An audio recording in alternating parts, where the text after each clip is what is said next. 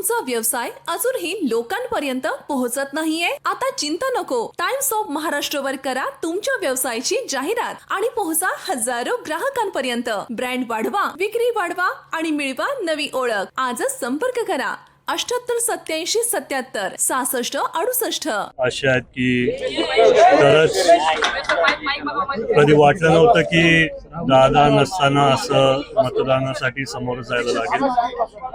मनात दादांचेच आठवण येत सगळीकडे जाताना. प्रतिसाद पण लोकांचा चांगला दिसतोय आणि आता दुपारनंतर मला बूथवरनं कॉल्स येतात की भरपूर लोक तसं मतदान आता चालू आहे. मला वाटतं ॲव्हरेज 60% मतदान आतापर्यंत झालंय. सकाळी दादा तुम्ही एक वक्तव्य केलेलं होतं की 2029 ला तुम्ही लढावा असं कार्यकर्त्यांची इच्छा आहे. त्याच्यावरनं रोहित पवारांनी सुद्धा विधान केलेलं आहे. योगेंद्र पवार म्हणतात की आजचा दिवस त्या गोष्टीवर बोलण्यासारखा नाहीये. म्हणजे मतमतांतर पवार कुटुंबियात पाहायला मिळतात. तुम्ही अजूनही तुमच्या वक्तव्यावर ठाम आहात? नाही, हे बघा, मी सकाळी जे बोललो त्याचा उल्लेख तुम्ही चुकीचा घेतला. मी बोललो ही मागणी आमच्या लोकांची आहे. मी सारखं बोलत आलोय की मला पक्षासाठी काम करायचंय, एक छोटा कार्यकर्ता म्हणून काम करायचंय. आणि जर ही लोकांची जर एक इच्छा असेल की 29 ला मी उमेदवारी घ्यावं, ती त्यांची इच्छा आहे. माझी इच्छा आहे की मी सगळ्यांबरोबर काम करावं. आता सुमित्राबाई या उमेदवार आहेत. निवडणुकीमध्ये त्या कारण आज मतदान होतं, एक भावनिक पातळीवर सगळं इलेक्शन सगळं गेलेलं आहे. नाही, आजच नाही, मी आधीपासून बोलत आलोय की मी छोटा कार्यकर्ता म्हणून काम करणार. नगर परिषदच्या वेळेस पण नगराध्यक्षपदीसाठी पण माझं नाव आलेलं होतं. तेव्हा पण मी दादांना सांगितलं की मला एक छोटा कार्यकर्ता म्हणून काम करायचं. रोहित पवार असं काही आहे का उद्या विलीनीकरण झालं तर मग आधीच आपलं एक जागा बुक करून ठेवावी? कारण बरेच दावेदार आहेत, तुमच्या पिढीतले 4 दावेदार आहेत बारामतीसाठी दादांच्या पाठी. मला वाटते की तो हक्क तुम्हाला नाही निर्णय घ्यायचा, तो आमचा हक्क आहे. मी तेच बोलतोय. तुम्ही बोलताय 4 द्या, ते तुम्ही बोलताय.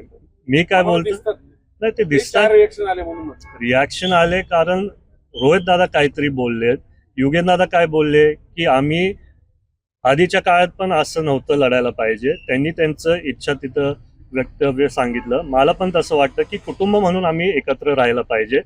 मी सारखं ते बोलत आलो, तुम्ही बघितलं पण असेल.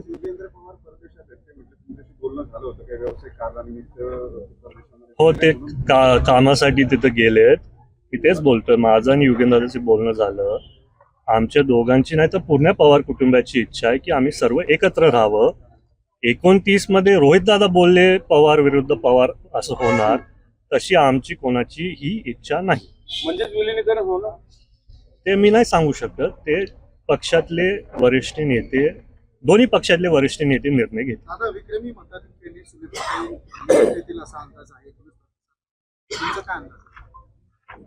सकाळी जेव्हा आम्ही बूथ टू बूथ गावागावी जात होतो तेव्हा प्रतिसाद चांगला होता, पण दुपारी थोडं कमी झालं आणि मग नंतर 4 नंतर परत तो वाढत गेला. तर आता मला कळते 60% पर्यंत झाला असेल तर 2 लाख पर्यंत तरी पोचायला पाहिजे. नवीन विक्रम होणार. विक्रम होणार आणि विक्रम वहिनी आणि दादांचं एकत्रित होणार. श्रीनिवास बापू म्हटलेले आहेत की 2029 ला सुमित्रा वहिनी माघार घेतील आणि जय दादाला पुढे करतील 2029 विधानसभा. मी तेच तुम्हाला सांगतोय, ते श्रीनिवास काका बोलले असतील. माझ्या मनात इच्छा तशी नाहीये. माझ्या मनात इच्छा आहे कार्यकर्ता म्हणून पक्षातल्या सर्वच सहकाऱ्यांची मदत करायची, एकमेकांबरोबर काम करायचं. आणि बारामतीचे जे आमचं कुटुंब आहे त्यांच्यासाठी मी सारखं सांगत आलोय की मी त्यांच्यासाठी काम करणार जसे दादा करायचे. दादा साहेबांची तब्येत कशी आहे? तुमचं काही बोलणं झालंय का साहेबांना? नाही, माझं रेवतीशी बोलणं झालं. आजोबांचं डिस्चार्ज झालंय आणि आजोबा आता रॉयल स्टोनला सिल्वर ओकला आहेत.